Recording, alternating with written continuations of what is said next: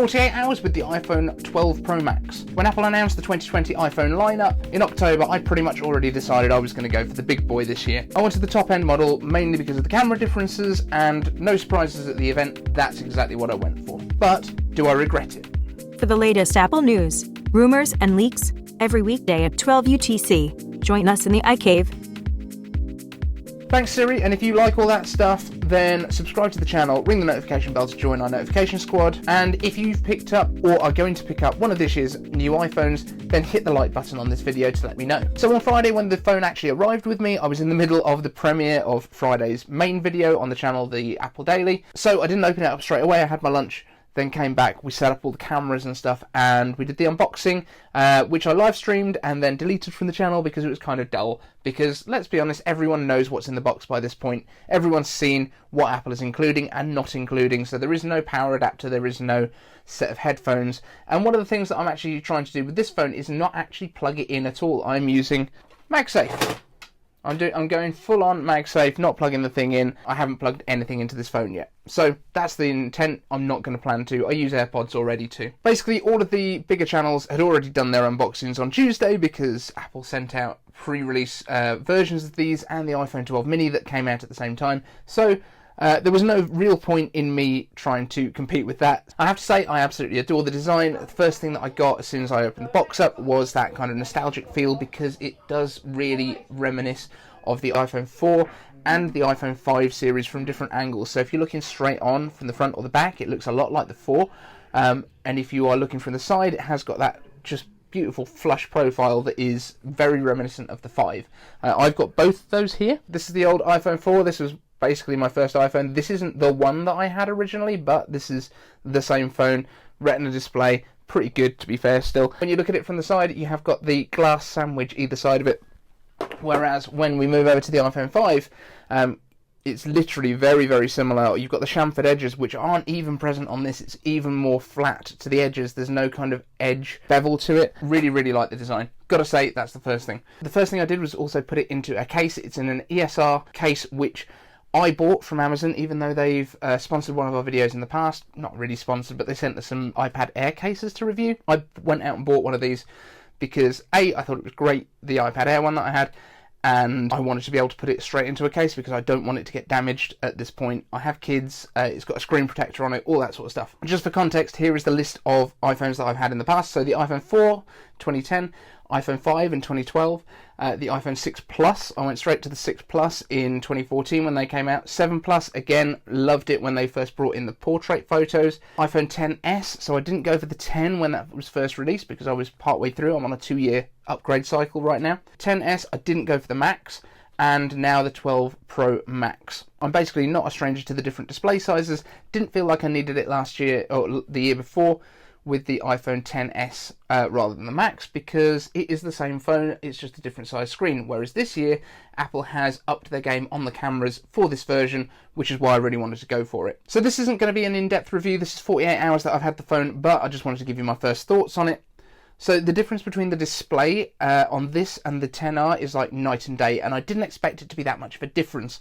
This has obviously got the Super Retina XDR display, which has got far more dynamic range, or at least it comes across that way, compared to the XR, which I'll be honest, I thought was fabulous before, and now kind of feels a little bit washed out. Although I do have a matte screen protector on that, where I've got a glossy one on this.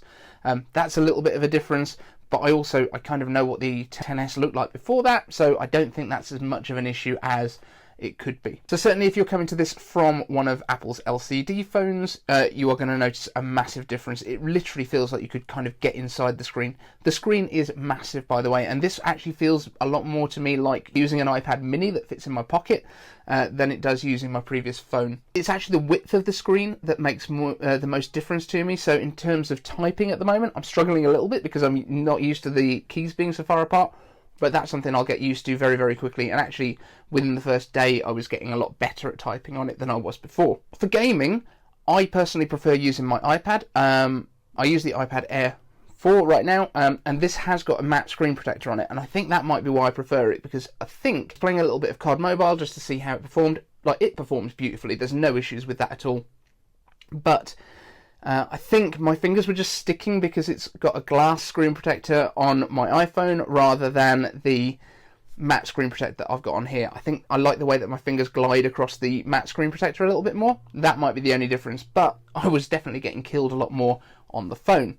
I do like having the big screen though, but I am getting old. Performance-wise though, absolutely no problems. Both of them pretty much perform the same way in Call of Duty. I think that is mainly because they have the same processor, although the iPhone has got the extra 50% more RAM because I'm using a Pro model. On that topic, if you are using a screen protector like I do, because I've got kids, the same with the reason that it's in a case right now, I don't want this to get destroyed. I have got 2 children, they're like 3 and 6, so they are at just the right age to demolish things, destroy my belongings, so that's why it's got all of the protection on it right now.